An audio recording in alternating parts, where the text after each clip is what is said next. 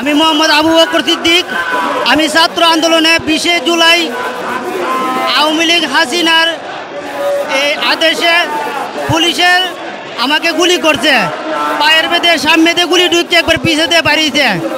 এখন আমরা সবাই চাই এই স্বৈরাচার সরকার হাসিনা ওর বিচার হোক, আর আমরা আওয়ামী লীগের নিষিদ্ধ চাই, আওয়ামী লীগ নিষিদ্ধ হোক, এটা আমরা সবাই চাই।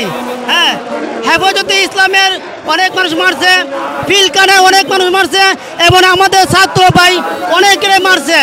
এখন আমরা সবাই চাই এই আওয়ামী লীগ নিষিদ্ধ হোক।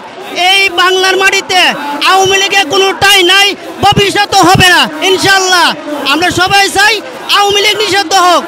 ইনকিলাব জিন্দাবাদ। আওয়ামী লীগ আমলে খালি আমি না, সবাই হ্যারাসমেন্ট হয়েছে, সবাই ক্ষতিগ্রস্ত হয়েছে, এবং অনেক মার বুক খালি হয়েছে, অনেক মা সন্তানদেরকে পাইছে না, গুণ হয়ে গেছে, আয়না করে ঢুকছে, এরপরে অনেক মানুষ হরস্ত হয়েছে, আমি নিজেও ক্ষতি হয়েছি।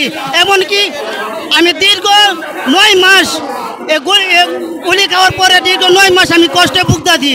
আমি ঢাকা মেডিকেলে 4 মাস ছিলাম, পায়ে লাগছে, পায়ে এখানে লাগছে, এখান দিয়ে গুলি ঢুকে পিছতে বাড়িয়েছে আমার গুলি, আমার বুলেট।